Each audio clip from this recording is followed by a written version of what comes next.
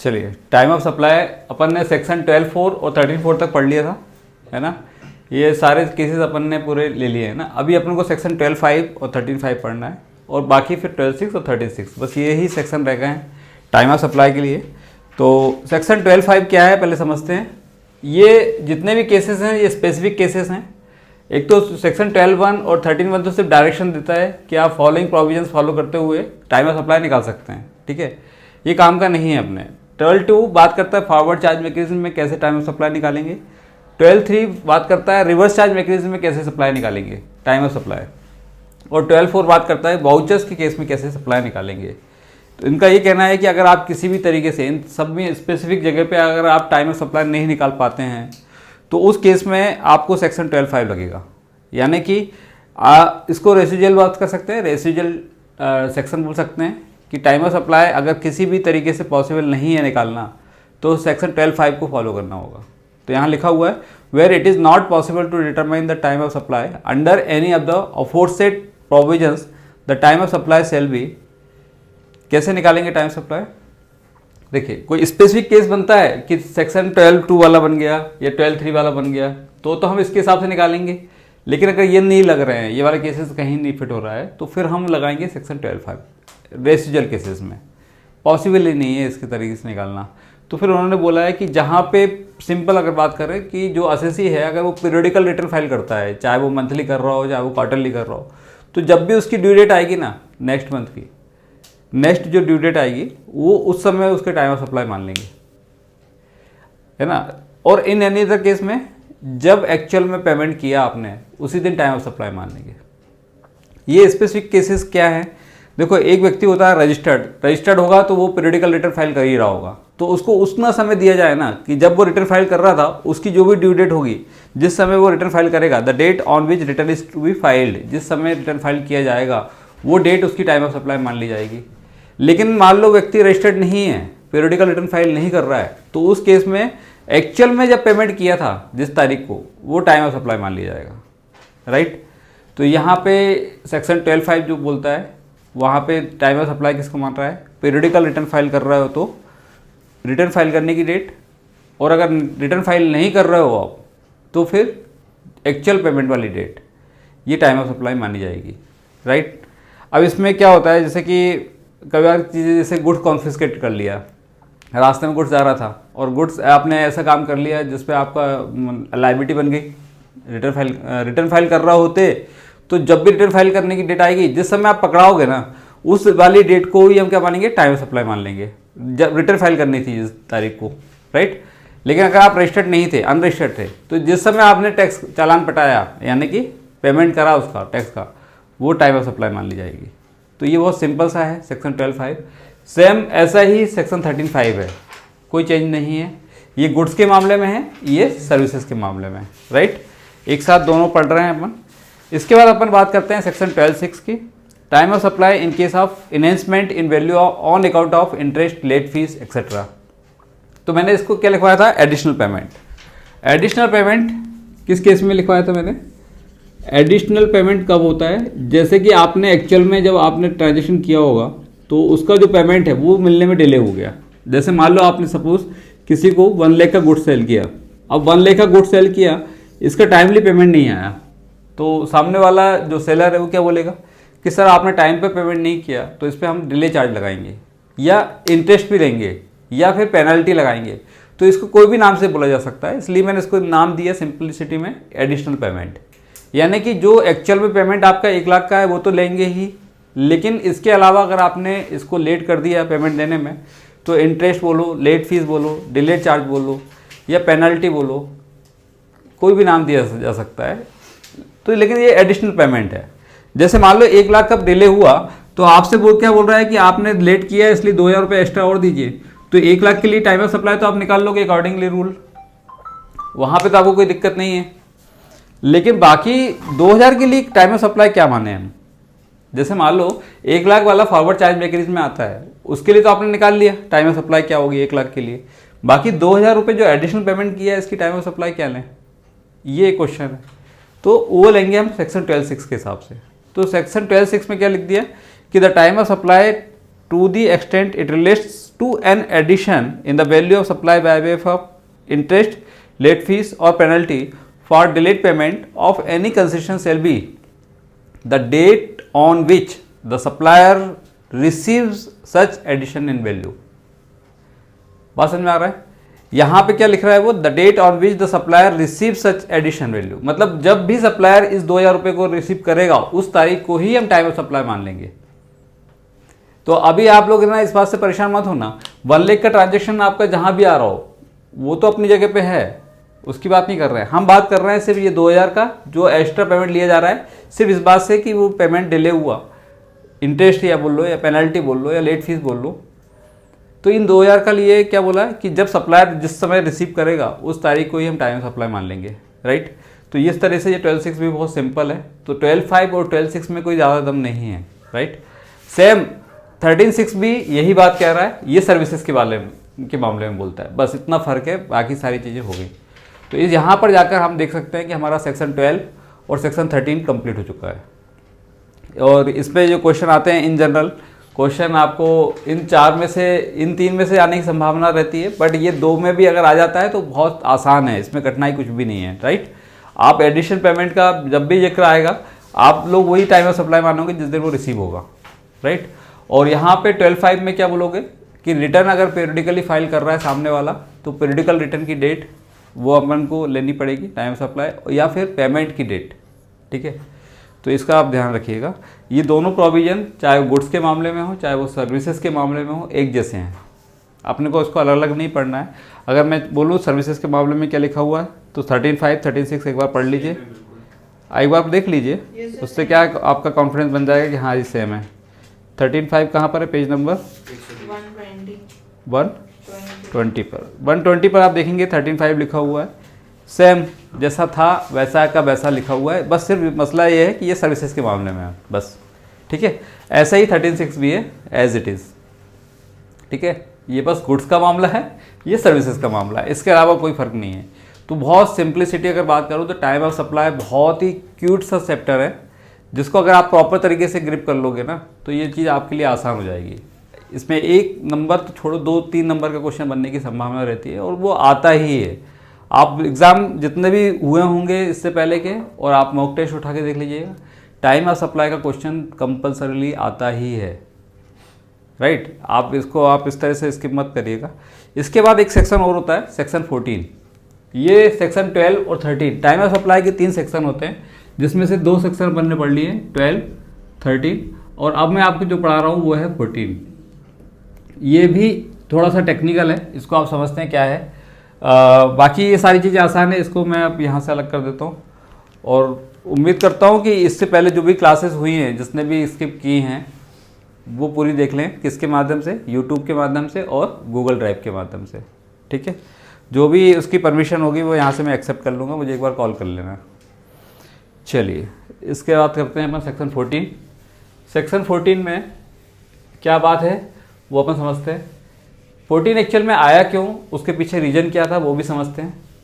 अभी तक मैंने आपको क्या समझाया कि कोई भी चीज़ की अगर बात करें तो यहाँ पे 2 इंपॉर्टेंट घटनाएं होती हैं, एक डेट ऑफ इनवॉइस और एक होती है डेट ऑफ पेमेंट, ठीक है। लेकिन सर्विसेज के मामले में सेक्शन 14 की हम बात करें तो यहाँ पे सेक्शन 14 जो लाए हैं वो किस लिए लाए हैं वो समझा देता हूँ आपको। पहले section 14 change in the rate, मतलब जब भी कभी एक स्प्लिट आता है पॉइंट का जब आपके रेट्स पे चेंज हो जाता है। जैसे मान लो अभी 18% था और वो 28% हो गया, राइट। या पहले 5% था फिर वो 12% हो गया, या पहले 12% था फिर वो 5% हो गया। तो कोई भी जब भी चेंज आएगा वो स्प्लिट पॉइंट पे, तो वो एक बात समझ में आती है कि उस जगह पे हम रेट कौन सा लें, पहले वाला लें, नया वाला, या फिर नया वाला लें, मतलब ओल्ड लें या न्यू लें। तो रेट्स का कन्फ्यूजन हो सकता है। तो यहाँ पे देखिएगा सेक्शन 14 में क्या लिखा हुआ है, बहुत ही आराम से पढ़ने वाला सेक्शन है ये और एक बार में समझ में आने वाला सेक्शन है, एक बार में आप समझ लोगे। The time of supply where there is a change in the rate of tax in respect of goods और services are both shall be determine in the following manner. जब भी आप गुड्स की या सर्विसेज की सप्लाई करते हो तो एक पॉइंट आता है जहाँ पे वो टैक्स का रेट चेंज हो जाता है। जैसे मान लीजिए आज अपनी तारीख कितनी चल रही है, तारीख कितनी है आज, 6 नवंबर है। सपोज 6 नवंबर 23 से ये रेट होने वाला है इसका 18%, एग्जाम्पल के लिए बोल रहा हूँ। और इससे पहले जो रेट था, ओल्ड रेट था, वो कितना था आपका 5% था।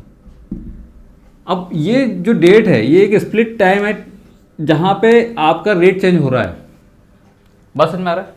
लेकिन कोई भी, चाहे वो गुड्स की सप्लाई हो चाहे वो सर्विसेज की सप्लाई हो, हमें कब कौन सा रेट लेना चाहिए, 5% लें या 18% लें, ये कैसे डिसाइड करेंगे। तो यहाँ पे दो इवेंट इंपॉर्टेंट होते हैं, एक डेट ऑफ इनवाइस और एक डेट ऑफ पेमेंट। तो यहाँ मैं आपको बहुत शॉर्ट में भी बता दूंगा, इसको याद कैसे करना है ये भी बता दूंगा। लेकिन पहले एक प्रोविजन को पहले पढ़ लेते हैं, प्रोविजन पढ़ने के बाद फिर मैं आपके वो शॉर्ट ट्रिक में बताने वाला हूँ, ठीक है। तो पहले देखिएगा, लिखा है इन केस द गुड्स और services are both have been supplied before the change in the rate of tax. यानी कि इन केस द गुड्स और services are both have been supplied before the change in the rate of tax, मतलब supply कब की गई है, rate change होने से पहले यहाँ पर। तो आपका पूरा फोकस यहाँ पे होगा कि बिफोर, यानी कि आपकी सप्लाई कहाँ हो रही है, बिफोर सप्लाई हो रही है, ठीक है। अब इसमें क्या लिख रहा है, वो ए में लिखा है where the invoice for the same has been issued and the payment is also received after the change in the rate of tax, the time of supply shall be the date of receipt of payment और the date of issue of invoice whichever is earlier. देखिए simple सी बात बताऊँ, यहाँ पे date change होने की date ये वाली है, डेट यहाँ चेंज हो रही है, लेकिन सप्लाई आपकी कहाँ की गई है, बिफोर की गई है। सप्लाई कहाँ पे हो रही है, यहाँ पर। लेकिन उनका ये कहना है कि आपने इनवाइस कहाँ इशू किया है, यहाँ पर किया है, इनवाइस यहाँ इशू किया है और पेमेंट भी आपने यहाँ पे किया है। तो डेट, टाइम ऑफ सप्लाई क्या माने हैं, देखो सप्लाई यहाँ पे हो रही है बिफोर, डेट से पहले। इनवाइस का वो इशू हो रहा है 6/11/2023 के बाद, इनवाइस यहाँ इशू हो रहा है और पेमेंट यहाँ हो रहा है, राइट। अगर देखा जाए तो टेक्निकली यहाँ पे इनवाइस और पेमेंट दोनों बाद में हो रहे हैं, जबकि सप्लाई यहाँ पे क्या हो रही है, सिंगल हो रही है। तो यहाँ पे 5% लें 18% लें, समझ में आ रहा है। हमारे पास प्रॉब्लम क्या हो रही है पता है, हमको रेट पता लगाना है कि 5% के रेट से लगाएं सप्लाई पे या 18% से लगाएं। तो टेक्निकली आप क्या सोचते हैं इस बारे में, सप्लाई की 5% है, सप्लाई जब की थी 5% था, और जब यहाँ पे हम बात करें तो यहाँ पे इनवाइस की डेट जब भी थी वो 18% पे थी और पेमेंट जब हुआ तब वो 18% पे था। तो यहाँ पे इन्होंने बोला है कि यहाँ पे टाइम ऑफ सप्लाई क्या मानेंगे, date of receipt of payment और date of invoice whichever is earlier, whichever is earlier. तो यहाँ पे हम देखेंगे तो इनवाइस का पेमेंट और पेमेंट दोनों में देखिए दो डेट आ गई आपके पास, कौन कौन सी, डेट ऑफ इनवाइस और डेट ऑफ पेमेंट। तो इसमें कौन सी डेट लेंगे हम, विच एवर इज अर्लियर। चलो मैं यहाँ पे लिखते आ रहा हूँ, ये पहली सिचुएशन हो गई। अब दूसरी सिचुएशन में देखो क्या लिखा हुआ है, where the invoice has been issued prior to the change. ये सेम बात कर रहा है, बिफोर द चेंज मतलब सप्लाई कब हुई है, ये सप्लाई बिफोर ही हुई है, ध्यान रखना। ये 3 के लिए बता रहा हूँ, सप्लाई क्या हो रही है, बिफोर ही हुई है। लेकिन अब यहाँ पे सिचुएशन क्या हो रही है, कॉम्बिनेशन में invoice has been issued prior to the change in the rate of tax. तो इनवाइस कहाँ इशू किया गया है, यहाँ पर। इनवाइस कहाँ इशू किया गया है, यहाँ पर, इस डेट से पहले। सप्लाई कहाँ हुई है, यहाँ पर, राइट। लेकिन पेमेंट कब हो रहा है, where the invoice has been issued prior to the change in the rate of tax but payment is received after the change in the rate of tax. यानी पेमेंट कहाँ रिसीव हो रहा है, 6/11/2013 के बाद हो रहा है। तो इस केस में टाइम ऑफ सप्लाई क्या मानेंगे, तो इन्होंने क्या लिखा है इसमें, the time of supply shall be the date of issue of invoice. यानी कि डेट ऑफ इनवाइस को ही हम क्या मानेंगे, टाइम ऑफ सप्लाई मान लेंगे, ठीक है। ये सब सेक्शन 14 की प्रोविजन है जो मैं आपको पढ़ा रहा हूँ।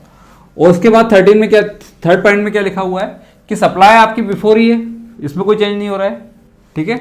लेकिन where the payment has been received before the change in the rate of tax, payment कहाँ हो रहा है, पहले हो रहा है, डेट से पहले हो रहा है, जब चेंज हुआ था उस डेट से पहले हो रहा है। और इनवाइस कब बन रहा है, बाद में बन रहा है।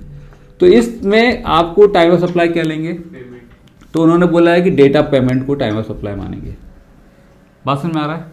तो ये एक कॉम्बिनेशन बन गया बिफोर वाला, ये बिफोर वाला कॉम्बिनेशन है। अगर मैं इसको बोलूँ कि आफ्टर सप्लाई वाला अगर हो तो आफ्टर सप्लाई क्या होगी, 6/11/2013 के बाद, यानी कि यहाँ से। इसके बाद सप्लाई कहाँ हो रही है, यहाँ पे हो रही है सप्लाई, यहाँ पे लें पर, और उसके बाद प्रोविजन बनाएं। तो देखिए पहला जो होगा, पहला अगर बात करें तो यहाँ पे सप्लाई कब ले रहे हैं अपन, बाद की। इन केस द गुड्स और services are both have been supplied after the change in the rate of tax. अगर सप्लाई आपकी बाद में हो रही है, कब से, 6/11/2013 के बाद सप्लाई हो रही है, लेकिन where the payment is received after the change in the rate of tax but the invoice has been issued prior to the change in the rate of tax. आप समझिएगा यहां क्या बोल रहा है, पेमेंट पहले हो रहा है और इनवाइस आपका यहां बन रहा है। तो इस सिचुएशन में टाइम ऑफ सप्लाई क्या लेंगे, डेट ऑफ नहीं, क्या लिखा है, where the payment is received after the change in the rate of tax. अच्छा पेमेंट यहां पर है, राइट, पेमेंट यहां पर है, ठीक है, पेमेंट यहां पर है, इनवाइस यहां पर है, इनवाइस की डेट यहां पर है और पेमेंट की यहां पर है। तो इसमें क्या लेंगे time of supply, date of payment, ठीक है। इसके बाद दूसरा कॉम्बिनेशन बनता है, तो क्या बोल रहा है, where the invoice has been issued and the payment is received before the change the rate of tax, the time of supply shall be the date of receipt of payment और the date of issue of invoice whichever is earlier। मतलब कि supply तो बाद में हो रही है, ये आफ्टर है ना, सप्लाई कब है, आफ्टर है ना, ध्यान से। उसके बाद यह क्या बोल रहा है, इनवाइस आपने यहाँ पे इशू किया है और पेमेंट भी आपका बिफोर हुआ है, दोनों सिचुएशन पहले आ रही है, इसके बाद यहाँ पे कुछ भी नहीं है सप्लाई को छोड़कर। तो इस केस में क्या बोल रहे हैं कि डेट ऑफ इनवाइस और date of payment whichever is earlier, ये आपकी टाइम ऑफ सप्लाई मानेंगे। और एक और कॉम्बिनेशन बनता है लास्ट, कौन सा, कि where that invoice has been issued after the change in the rate of tax, यानी कि इनवाइस आपका कहाँ बन रहा है, यहाँ पे बन रहा है और पेमेंट कहाँ हो रहा है, यहाँ पे हो रहा है, समझिएगा। तो टाइम ऑफ सप्लाई क्या लेंगे, डेट ऑफ इनवाइस, राइट। ये सेक्शन 14 कहता है, लेकिन ये जो इन्होंने लिख के दिया ना, इसमें बस इतना सा संतुलन रखिएगा, ज़्यादा कुछ भी होच-पोच मत करिएगा। अगर बहुत क्रक्स में बात करूँ ना, जहाँ मेजॉरिटी होगी ना वहाँ पे टाइम ऑफ सप्लाई होगी, जहाँ मेजॉरिटी होगी। आप समझिए 3 सिचुएशन हो रही है, सप्लाई, इनवाइस की रेट और पेमेंट की रेट। क्या हो रही है, date of supply, date of payment और डेट ऑफ इनवाइस। अब इसमें कॉम्बिनेशन में आप देखिएगा कि बहुमत कहाँ पर है, किस तरफ है, बिफोर है या आफ्टर है। तो जहाँ पे आफ्टर होगा तो बहुमत वहाँ का रेट लगेगा और बिफोर अगर होगा तो पहले का रेट लगेगा। यानी कि आप यहाँ पे देखिएगा, ये देखो सप्लाई यहाँ हो रही है और यहाँ पे देखिएगा सप्लाई में पहले सिचुएशन में इनवाइस और पेमेंट आफ्टर हो रहे हैं, मेजॉरिटी कहाँ जा रही है, आफ्टर। तो ये तय हो गया कि 18% लगेगा। लेकिन इनमें से कौन सा रेट, डेट ऑफ इनवाइस वाला या डेट ऑफ पेमेंट वाला, विचएवर इज अर्लियर। जब दोनों कॉम्बिनेशन एक साथ आएंगे इनवाइस और पेमेंट के, तो आप लोग विचएवर इज अर्लियर करके लिखेंगे, राइट। ये वाले सिचुएशन में आ गया। अब यहाँ पे देखिए सप्लाई यहाँ पे हो रही है बिफोर, इनवाइस यहाँ पे शो हो रहा है बिफोर, पेमेंट कब हो रहा है, आफ्टर। मेजॉरिटी कहाँ पर है, यहाँ पर, राइट। मेजॉरिटी सप्लाई यहाँ हुई है और इनवाइस भी यहाँ पे इशू हुआ है, 2 चीज़ें यहाँ हुई है, जबकि पेमेंट अकेला यहाँ हुआ है। तो हम कहाँ के रेट लेंगे, यहाँ का, और वो कौन सा लेंगे, सिर्फ डेट ऑफ इनवाइस का। तो आप ध्यान रखना, हमेशा आपका सेक्शन 14 के हिसाब से change in the rate of tax वाला जब भी क्वेश्चन आएगा, चेंज इन द रेट, तो आप लोग ना सेक्शन 14 का ध्यान रखना। तो जहाँ पे आपको इनवाइस की डेट लेनी है, पेमेंट की डेट लेनी है, या दोनों एक साथ आ जाए तो विचएवर इज अर्लियर लेना है। इसके अलावा कोई तीसरा ऑप्शन नहीं है आपके पास। तो यहाँ पे देखिएगा सप्लाई यहाँ हो रही है, इनवाइस भी यहाँ इशू हो रहा है, मेजॉरिटी कहाँ पर है, यहाँ पर। तो यह डेट ऑफ इनवाइस की डेट ले लेंगे, राइट, पेमेंट की डेट नहीं लेंगे। अब यहाँ पे देखिएगा थर्ड सिचुएशन में सप्लाई यहाँ हो रही है, पेमेंट यहाँ हो रहा है, इनवाइस यहाँ इशू हो रहा है, डेट कौन सी लेंगे, पेमेंट की डेट। मेजॉरिटी यहाँ पर है, डेट ऑफ पेमेंट आएगा। अब सोचिएगा, अब लास्ट वाला आफ्टर सप्लाई, मतलब रेट चेंज हुआ है जिस तारीख को, उसके बाद सप्लाई अगर हो रही है, तो इस कॉम्बिनेशन बताइएगा इनवाइस और पेमेंट यहाँ पे किस जगह का लेंगे हम, पेमेंट। देखो सप्लाई भी हो रही है और पेमेंट भी हो रही है, मेजॉरिटी यहाँ है, तो यहाँ पे डेट ऑफ पेमेंट आ जाएगा। फिर देखिएगा सप्लाई आफ्टर है, इनवाइस पहले हो रहा है और पेमेंट भी पहले हो रहा है, तो यहाँ पे टाइम ऑफ सप्लाई क्या मानेंगे हम, इनवाइस और पेमेंट विचएवर इज अर्लियर, क्योंकि मेजॉरिटी आपकी इधर है, राइट। फिर लास्ट में देखिएगा आफ्टर सप्लाई है, इनवाइस इशू यहाँ हो रहा है, पेमेंट पहले हो रहा है, मेजॉरिटी कहाँ पर है, इनवाइस। तो यहाँ पे डेट ऑफ इनवाइस ले लेंगे। बहुत आसान सा है सेक्शन 14, कुछ भी कठिन नहीं है यहाँ पे, आप लोग समझ गए होंगे। तो जब भी change in the rate of tax का क्वेश्चन आएगा तो सेक्शन 14 को फॉलो करिएगा। सेक्शन 14 में क्या लिखा हुआ है, मेजॉरिटी का कॉन्सेप्ट चलता है यहाँ पे, मेजॉरिटी से करिएगा। इसके अलावा इन सिचुएशन के अलावा, ये 6 सिचुएशन के अलावा और कोई सिचुएशन नहीं बन सकती, साथ में कोई सिचुएशन नहीं बन सकती, सारे पॉसिबिलिटीज़ अपन ने इसमें डाल के देख लिया है, ठीक है। तो सेक्शन 14 को आप बोल सकते हैं मेजॉरिटी कॉन्सेप्ट बोल सकते हैं, ठीक है। तो मेजॉरिटी कॉन्सेप्ट से आप निकालिएगा और इससे आपका कभी भी क्वेश्चन, आपका आंसर कभी गलत नहीं हो सकता, राइट। तो इसको आप ध्यान से पढ़ लीजिए, ठीक है। ये प्रोविजन में दिया हुआ है, आपको थ्योरी में जो लिखा हुआ है वही मैंने आपको यहाँ पर समझाया। In nutshell the time of supply where there is a change in the rate of tax in respect of goods और services are both shall be determine in the following manner. तो ये जो कॉम्बिनेशन अपन ने बनाया ना, वही combination इन्होंने इस टेबल में बना के दिए हुए हैं, ठीक है। बस तरीका थोड़ा सा अलग है, आप इसको पढ़ लीजिएगा। वेयर द गुड्स और services are both have been supplied before the change in the rate of tax, ठीक है। तो इनवाइस इशूड कब हुआ है? आफ्टर हुआ है। पेमेंट रिसीट कब हुआ है? आफ्टर हुआ है। टाइम ऑफ सप्लाई कब हुआ है? टाइम ऑफ सप्लाई क्या मानेंगे? देखिए ये सिचुएशन है, पहले आप है ना सप्लाई को स्टैटिक कर लेना। सप्लाई स्टैटिक कर लेना मतलब कि before the change in the rate of tax supply हुई है, तो इसको स्टैटिक बना के फिर कॉम्बिनेशन लगा देना। ऐसे ही ना आफ्टर सप्लाई का स्टैटिक करके फिर तीनों कॉम्बिनेशन बना देना। जैसा अपन ने बनाया वैसे का वैसी कॉम्बिनेशन आपको यहाँ पे दिख जाएगा, ठीक है। तो आपको समझ में आ जाएगा न्यू रेट लेना है कि ओल्ड रेट लेना है। इस पर क्वेश्चन आ सकता है, इसको आप कर लीजिएगा, ठीक है। ये पॉसिबिलिटीज़ तब हो गई जब चेंज इन द रेट, हमें ध्यान रखना चेंज, ये वर्ड यूज़ कर लीजिएगा यहाँ पे, सेक्शन 14 में लिख देना चेंज इन द रेट, ठीक है। जब भी ये चेंज इन द रेट का क्वेश्चन आएगा तो आपको ये कॉन्सेप्ट लगाना है, मेजॉरिटी कॉन्सेप्ट। बस ये दो बातें आपने दिमाग में रखिएगा। तो the date of receipt of payment shall be the date on which the payment is entered in the books of account. देखो डेट ऑफ पेमेंट क्या होती है वो मैंने आपको पहले बता चुका हूँ, बुक में एंट्री करना और क्रेडिटेड करना, which ever is earlier. Book में एंट्री होगी या क्रेडिटेड हो जाएगा स्टेटमेंट से, विच एवर इज अर्लियर, वो पेमेंट की डेट मानी जाती है, ठीक है। यहाँ पे एक टेक्निकल पॉइंट आता है कि however the date of receipt of payment shall be the date of the credit in the bank account if such credit in the bank account is after 4 working days from the date of change in the rate of tax, ठीक है। अभी इसमें मैं आपको क्या बताना चाह रहा हूँ कि यहाँ पे सिचुएशन मान लो, अभी समझाने के हिसाब से बात कर रहा हूँ, अगर मान लो यहाँ पे 18% की है, यहाँ पे सिचुएशन कितनी है 18% और यहाँ पे कितनी हो रही है 5% हो रही है, ठीक है।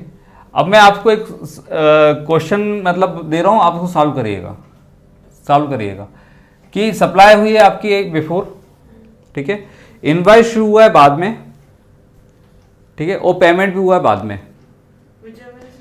तो मुझे बताइए डेट 18% लगेगा या 5% लगेगा? 5% लगेगा, लेकिन थ्योरी में आप क्या लिखेंगे? डेट ऑफ इनवॉइस और date of payment whichever is earlier, ठीक है। अभी इसको ध्यान से सुनिएगा, मैं और क्वेश्चन कर रहा हूँ आपसे। आपने पेमेंट किया है पहले, सप्लाई हुई है पहले और इनवॉइस बाद में बनाया, 18% लगेगा या 5% लगेगा? 18%। तो टाइम ऑफ सप्लाई क्या देंगे? Date of payment, right. तो ये चीज़ आपको समझ में आ रही है। अब एक और सिचुएशन देख रहा हूँ कि सप्लाई आपकी पहले की है, इनवॉइस पहले इशू हुआ है, पेमेंट बाद में हुआ है, डेट ऑफ इनवॉइस देखेंगे, डेट ऑफ 18% लगेगा, इनवॉइस 18% लगेगा, राइट। तो इस तरीके के क्वेश्चन आएंगे। अगर मैं बोलूँगा सप्लाई बाद में हुई है, इनवॉइस बाद में इशू हुआ है, पेमेंट भी बाद में हुआ है, whichever is earlier 5% लगेगा, तो 5% लगेगा। मैं बोलता हूँ पेमेंट पहले हुआ है, इनवॉइस बाद में इशू हुआ है, सप्लाई भी बाद में हुई है। क्या है? इनवॉइस पहले इशू हुआ है, सप्लाई बाद में हुई है, पेमेंट भी बाद में हुआ है, तो 5% लगेगा whichever। डेट ऑफ पेमेंट, ठीक है। तो ये क्वेश्चन आपसे बन जाएंगे आसानी से। ये आपका सेक्शन 14 है और इसको आप अच्छे से पढ़ लीजिएगा, राइट।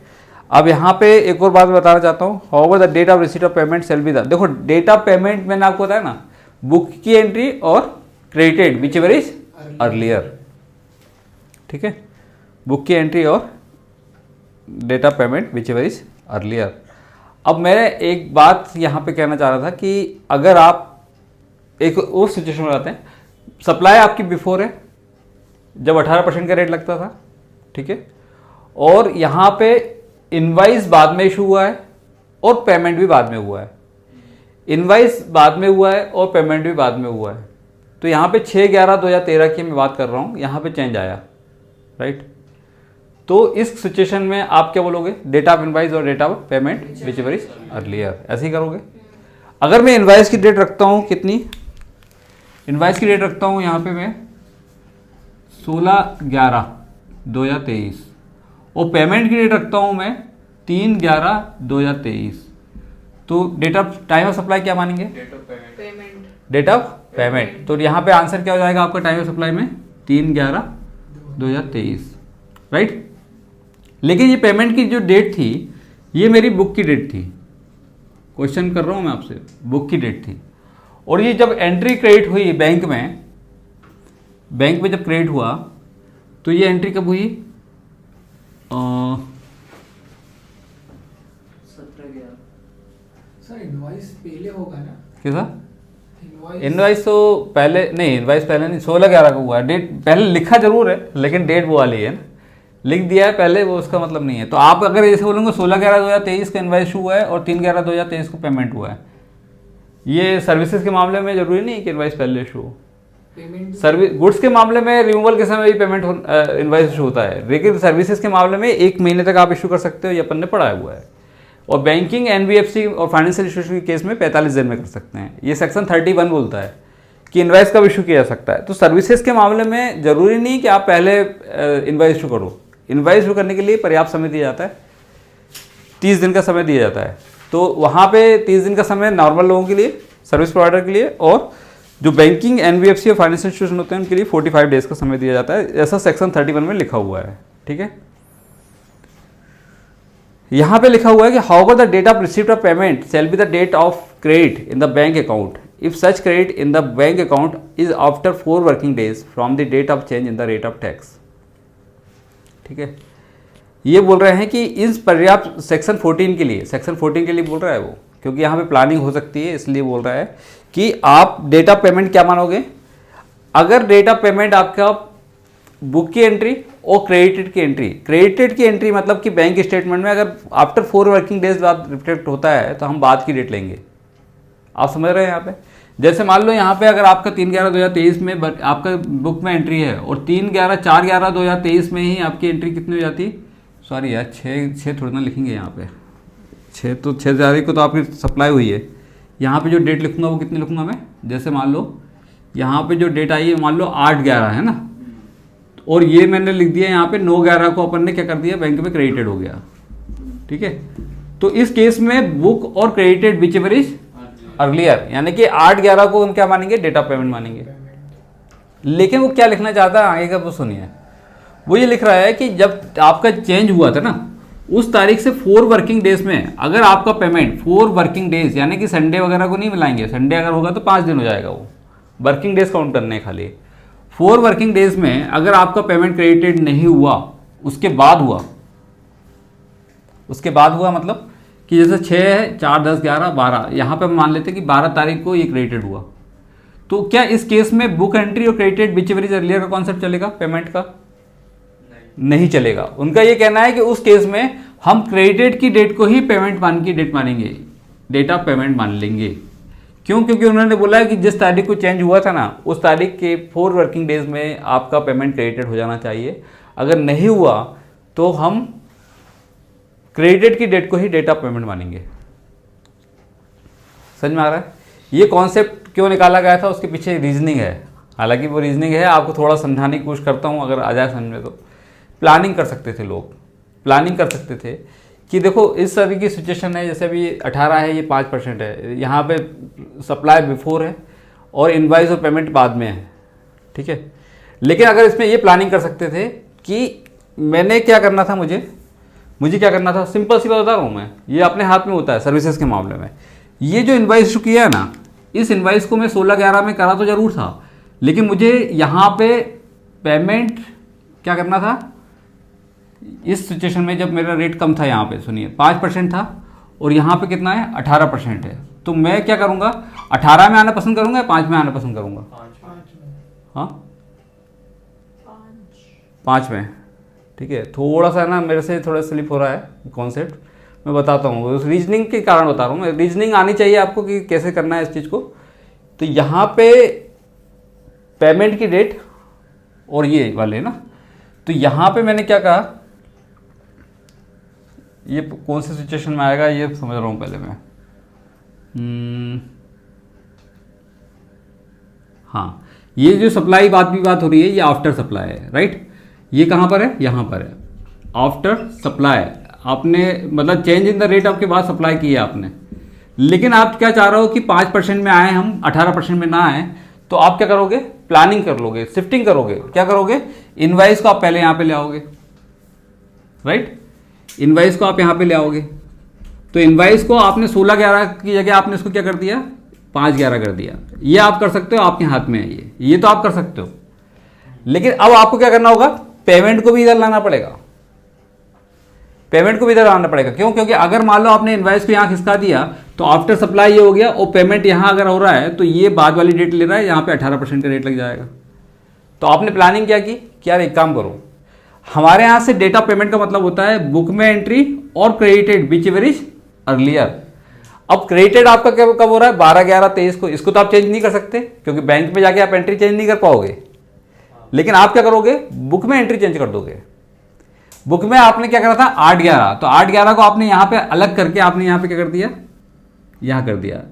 क्या बोलोगे आप, बुक में डेट ऑफ पेमेंट क्या निकाल दिया आपने, 5/11/23। ठीक है, बुक में आप एंट्री कर सकते हो, आपकी बुक है, आप एंट्री मार सकते हो। तो आपने क्या कर दिया, उसको 5/11/23 कर दिया।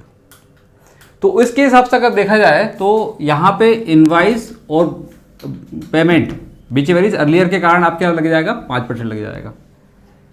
ठीक है, आप यही चाह रहे थे कि हम 5% में आ जाएं, तो दोनों जगह से आपने मैनिपुलेशन कर लिया, इनवाइस भी खिसका दिया पीछे और पेमेंट भी पीछे खिसका दिया। लेकिन प्रोविजन ये बोलता है कि जब भी change in the rate of tax का क्वेश्चन आए तो आप ये देखिएगा कि जिस तारीख को चेंज हुआ क्या उसके 4 वर्किंग डेज में ये अमाउंट क्रेडिटेड हुआ, क्रेडिटेड हुआ। अगर 4 दिन के अंदर, क्योंकि प्लानिंग कोई भी कर सकता है, तो 4 दिन से ज़्यादा मैनिपुलेशन वो नहीं कर पाएगा, उसको 4 दिन का समय दिया जाता है। 4 दिन में, क्योंकि बैंक में बाकी में एंट्री पहुंचने में समय लगता है। जैसे चेक डाला और चेक डाला तो वो क्रेडिट होने में टाइम लगेगा, 2 दिन तो लगेगा कम से कम। तो वो एक बोनाफाइड इंटेंशन दिखता है। लेकिन जब आपकी एंट्री मेलाफाइड कब दिख रही है कि 6/11 का पेमेंट आपका 12/11 को जा रहा है, 15/11 को जा रहा है, 20/11 को जा रहा है, क्रेडिट हो रहा है, तो इसका मतलब है कि कहीं ना कहीं आपने गलती करी है। आपने क्या कर दिया, इनवाइस की डेट खिसका दिया, पीछे कर दिया, 5/11 कर दिया, बुक की डेट को आपने पीछे खिसका दिया, और कॉन्सेप्ट क्या बोल दिया कि इनवाइस की डेट और बुक की डेट, वो date of payment whichever is earlier. तो इसके हिसाब से 5/11 हो जाएगा टाइम ऑफ सप्लाई, और उस पर क्या लग जाएगा, 5%। लेकिन इस बात को लॉ मेकर समझ गया, उन्होंने बोला कि नहीं, ऐसा नहीं है। डेट ऑफ पेमेंट जो है, जिसको हम बोलते हैं बुक में एंट्री और credited whichever is earlier, वो हम चेंज कर देंगे। इस सिचुएशन में चेंज कर देंगे कि change in the rate of tax जब चेंज हुआ था, उस 4 वर्किंग डेज के अंदर अगर पेमेंट क्रेडिटेड हो गया, यानी 10 तारीख तक भी अगर पेमेंट चला गया, बैंक में आ गया, तो फिर हम मान लेंगे कि आप बिल्कुल रियल थे, जेन्युइन ट्रांजेक्शन कर रहे थे। लेकिन अगर आपने उसके बाद एंट्री आई है, क्रेडिटेड कब हुआ है, 12/11/23 को, तो डेट ऑफ पेमेंट हम कब की मानेंगे पता है, क्रेडिटेड की डेट, ओनली क्रेडिटेड की डेट। वहां पे कंपेरिजन नहीं करेंगे कि बुक की डेट और credited whichever is earlier. यहां पे डेट ऑफ पेमेंट की परिभाषा ही बदल जाएगी। वहां पे बोलेंगे डेट ऑफ पेमेंट का मतलब होता है बैंक में जब क्रेडिटेड हुआ वो एंट्री पेमेंट की डेट मानी जाएगी। 18%। तो यहां पे देखिएगा सप्लाई आपकी ये हो गई और पेमेंट क्या मान लेंगे हम, क्रेडिटेड की डेट। तो इससे कॉन्सेप्ट क्या बन जाएगा हमारा, टाइम ऑफ सप्लाई क्या हो जाएगा, 12/11/23, और उस पर क्या लग जाएगा, 18% लग जाएगा। समझ पा रहे हैं आप लोग? ये ऐसा कहीं बुक में एक्सप्लेनेशन नहीं है, लेकिन मैं आपको इसलिए समझाना चाह रहा हूँ कि आपको समझ में आए कि ये परिभाषा लायक क्यों है, इसमें क्या मतलब उनकी फीलिंग क्या थी इस चीज़ को, इसमें रीजनिंग छुपी हुई है। आप समझ पा रहे हो? क्योंकि लोग क्या होता है, मैनिपुलेशन कर सकते हैं। मैनिपुलेट करने के लिए देखो, इनवाइस को खिसकाना और बुक में एंट्री को खिसकाना कोई बड़ी बात नहीं है, ये कोई भी कर सकता है। वो इस चक्कर में कर दिया उन्होंने कि 5% में जाएंगे, लेकिन ये वाला प्रोविजन लाकर उन्होंने इसको ख़त्म कर दिया। आपका इंटेंशन अगर मेलाफाइड है, यानी कि अगर आपने सोचा कि नहीं यार पीछे की एंट्री, अगर आप बाद की एंट्री को खिसका के आप पहले लाना चाह रहे हो, तो वो पॉसिबल नहीं है। ये 4 वर्किंग डेज वाला कॉन्सेप्ट अपने दिमाग में रख लीजिएगा, राइट? समझ में आ गया? फिर उसके बाद आता है अपना, it is to be noted that the in respect of supply of goods notification number 66/2017 is applicable. ये मैंने आपको पढ़ा चुका हूँ। 66/2017 क्या बोलता है, एडवांस पेमेंट जब गुड्स के अगेंस्ट में मिलता है उस पर जीएसटी की लायबिलिटी नहीं आएगी, उस पर किसी प्रकार की टाइम ऑफ सप्लाई की कोई बात नहीं आएगी। हाँ, सर्विसेज के मामले में आएगा। Rate applicability rule, these are 3 events, supply, issuance of invoice और receipt of payment. Out of these 3 events, at least 2 events are occurred after change in the rate of tax. New rate is applicable. On the other hand, any of the 2 events are occurred before change in the rate of tax. Old rate is applicable. ये majority concept को उन्होंने last में लिख दिया जो मैं आपको समझाना चाह रहा था। समझ में आ गया? फिर उसके बाद है टाइम ऑफ सप्लाई का रूल, और ये सारे पॉसिबिलिटीज़ इन्होंने यहाँ पे लिखी है। यहाँ पे जाकर आपका टाइम ऑफ सप्लाई का चैप्टर खत्म हो जाता है।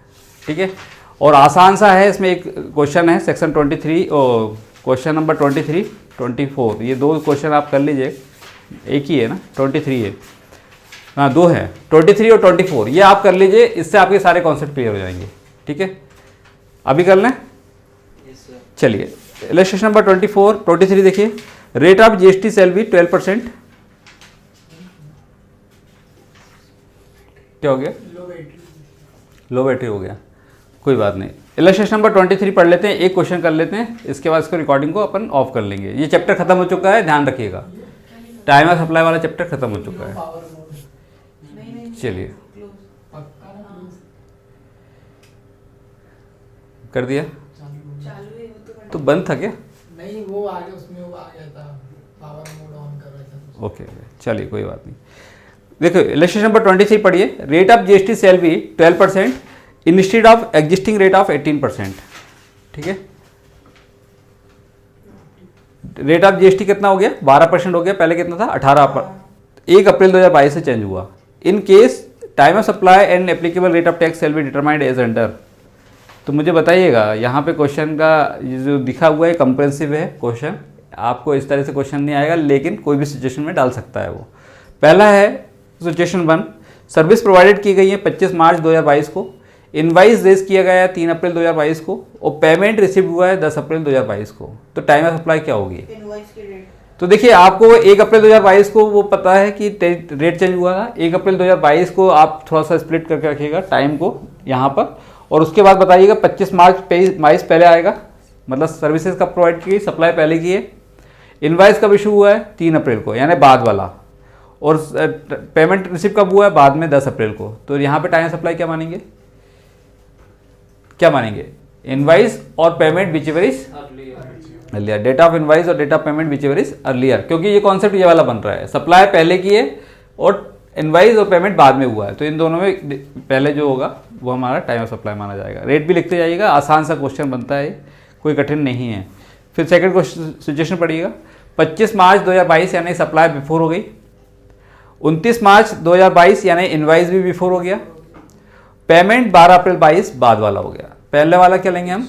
मेजॉरिटी कॉन्सेप्ट से डेट ऑफ इनवाइस, राइट? 18% का रेट लगेगा। है आसान? कर लोगे? बहुत आसानी से बन जाएगा। अब इसमें इलस्ट्रेशन नंबर 24 देख लीजिए, लास्ट वाला क्वेश्चन। हाँ भाई आते हैं भाई, ये बहुत आसान से क्वेश्चन है, आपसे बनेंगे, ये कर लीजिएगा। 15 नंबर का तो नहीं आएगा, लेकिन आएगा 2-3 नंबर का तो आ सकता है। लॉ पॉइंट पब्लिकेशंस रजिस्टर्ड, वो कोई बड़ी बात नहीं है भाई, आ भी सकता है। Law point publications a registered dealer in India paid an advance of ₹5 lakhs to Mister Vikas an author. ठीक है, पब्लिशर है, ये सर्विसेज की बात हो रही है। एडवांस दिया है 5 लाख, किसको दिया है? विकास को, एन ऑथर है। ठीक है, इसके बाद क्या लिखा हुआ है? अरे आजा यार नीचे, author for the copyright covered under section 13(1)(a of the Copyright Act 1956 of his original literary work on 5 September 22 through RTGS. It made the balance payment of 2,50,000 on 12 December 2022 through RTGS. You are required to determine the time of supply if Mr. Vikas raised the invoice on. Invoice की date लिखी हुई है, पहली situation में 6 अक्टूबर 2022 और दूसरे में लिखा है 17 दिसंबर 2022। कर सकते हो आप लोग, करिए इसको। सर्विसेज का क्वेश्चन है, ध्यान से पढ़िएगा कैसे आएगा। कौन सा क्वेश्चन है ये? 24 पब्लिशर वाला। और पब्लिशर वाले में अपन ने आरसीएम का कॉन्सेप्ट पढ़ा है, याद है आपको? याद है आरसीएम सर्विसेज। अब वो लिंक आपको करना आना चाहिए ना। इस पर क्या लगेगा? रिवर्स चार्ज मैकेनिज्म लगेगा। मैंने बताया था जब भी ऑथर किसी पब्लिशर की सर्विसेज ले रहा है या उस केस पे क्या लगेगा? आरसीएम लगेगा। क्या बताया था? सप्लायर कौन है? ऑथर, और यहाँ पे रिसिपेंट कौन है? पब्लिशर। तो इस केस में आरसीएम लगेगा या नहीं लगेगा। ऐसा ही मैंने आपको बताया था म्यूजिशियन वाला, कंपोज़र, जो सॉन्ग्स वगैरह होते हैं, ऑथर्स, कंपोजिशर, सब बता चुका हूँ, ये सब आरसीएम में पढ़ा है अपन ने। आरसीएम चैप्टर उठा के देखना, वहाँ पे ये सिचुएशन लिखी हुई है।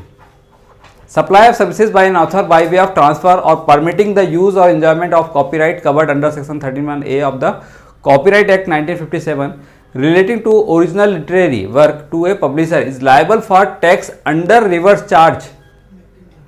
Law point publications are required to pay. यहाँ पे पब्लिकेशन जो कर रहा है ना पब्लिशर, वो रिक्वायरमेंट रहेगी उसको आरसीएम जमा करने की, यानी टैक्स जमा करने की। पढ़ा है कि नहीं पढ़ा है ये बताओ पहले मुझे। आप लोगों को मैंने वहाँ पर आया था कि ऑथर हुआ, एक्टर हो गए, आपके क्या नाम है, म्यूजिशियन हो गए, कंपोज़र हो गए, ये सारी सिचुएशन पढ़ाई थी, वहाँ पे आरसीएम लगेगा। और ऑथर के पास एक विकल्प होता है, ऑप्शन होता है कि वो चाहे तो वो फॉरवर्ड चार्ज मैकेनिज्म में भी टैक्स जमा कर सकता है। उसके लिए उसको क्या देनी पड़ती है, डिक्लेरेशन। पढ़ा था वो डिक्लेरेशन की फॉर्म कौन सी है, वो सब पढ़ लेना, मैंने बता चुका हूँ सब आपको ये। फिर है the time of supply service on which GST is payable under reverse charge is earlier of the following. तो क्या होगा, देखो जब सर्विसेज की बात हो तो सेक्शन 13(3) लग जाएगा आरसीएम में। तो वहाँ पे कौन कौन सी डेट लेनी है आपको, कौन सी डेट लेनी है, डेट ऑफ पेमेंट और 61 days from the date of invoice. ठीक है, तो आप निकाल सकते हो आराम से, निकाल लो, करो जल्दी से इसको। यहाँ पे आपको डेट कौन सी लेनी है, डेट ऑफ पेमेंट लेनी है।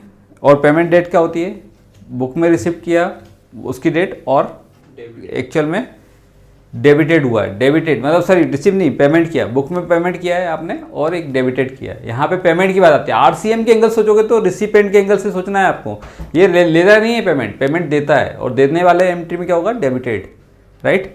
तो यहाँ पे लिखा है date of payment as entered in the books of account of the recipient और the date on which the payment is debited from the bank account whichever is earlier, और 61 days from the date of issue of invoice by the supplier.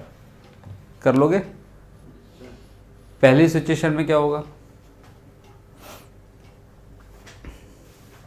दो payment हुए, एक 5 लाख का और एक 2,50,000 का, तो निकालिए दोनों के लिए द डेट ऑफ पेमेंट और 61 days from the date of supplier, issue of invoice by the supplier. करिए, इसको पॉज कर दीजिए जब तक अननेसेसरी वीडियो बड़ा होगा।